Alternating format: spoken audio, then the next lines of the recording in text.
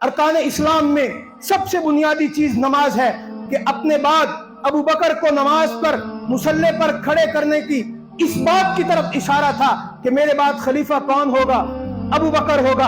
अल्लाह के नबी सल्लल्लाहु अलैहि वसल्लम ने आपके पास एक शख्स आया, एक कबीले के कुछ लोग आए, आकर पूछा या रसूल अल्लाह, हम ज़कात आपको देते हैं, आप दुनिया से चले जाएंगे, ज़कात किसको दें? फरमाया अबू बकर को देना। इशारा था मेरे बाद खलीफा कौन है, अबू बकर है। अल्लाह के नबी सल्लल्लाहु अलैहि वसल्लम ने 9 हिजरी में अबू बकर को हज का अमीर बनाकर भेजा।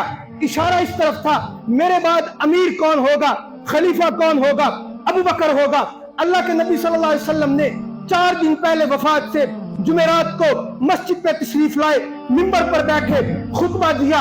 आपने फरमाया मस्जिद नबवी में ये जितने दरवाजे हैं सबको बंद कर दिया जाए, सिर्फ अबू बकर के घर का दरवाजा न बंद किया जाए, क्योंकि हजरत अबू बकर सिद्दीक ने आपके बाद खलीफा बनना था, आपका मस्जिद में आना और जाना आसान हो, ये इस बात की तरफ इशारा था। अल्लाह के नबी सल्लल्लाहु अलैहि वसल्लम के पास एक औरत तशरीफ लाई, आकर पूछा या रसूल अल्लाह सल्लल्लाहु अलैहि वसल्लम, एक मसला पूछना चाहती हूँ, आपसे एक मसला दरकार है।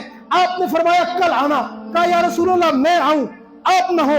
फरमाया अबू बकर से पूछ लेना। ये इस बात की तरफ इशारा था।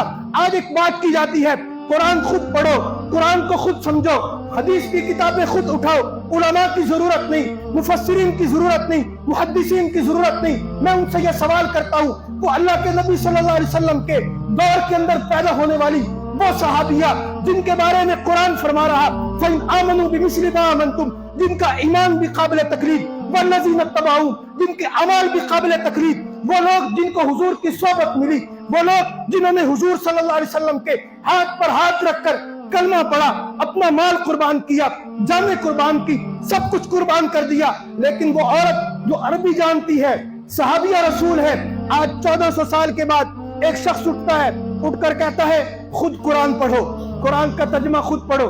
मेरा पहला सवाल तो ये बनता है आपसे, वो कुरान का जो तर्जुमा है वो किसी सहाबी ने लिखा है?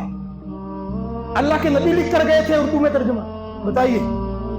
और बताते नहीं यार, उर्दू तर्जुमा किसने लिखा है? आज के किसी मौलवी ने लिखा है ना, आज के किसी आलिम ने लिखा है। तो फिर ये क्या बात हुई कि खुद कुरान पढ़ो, खुद समझो, उलमा की जरूरत नहीं। और भाई जो कुरान तुम खुद समझ रहे हो तो खुद कुरान तुम पढ़ रहे हो, ये कुरान, इसका तर्जुमा, इसकी तफसीर भी तो किसी ने लिखी है ना, उसकी भी जो तुम तकलीद कर रहे हो। तो फरमाया अल्लाह के नबी सल्लल्लाहु अलैहि वसल्लम ने, अगर मैं न हूं तो अबू बकर से पूछ लेना। किससे पूछ लेना? अबू बकर से पूछ लेना। ये एक इस बात की तरफ इशारा था कि मेरे बाद कौन खलीफा है, मेरे बाद खलीफा कौन है? अबू बकर है।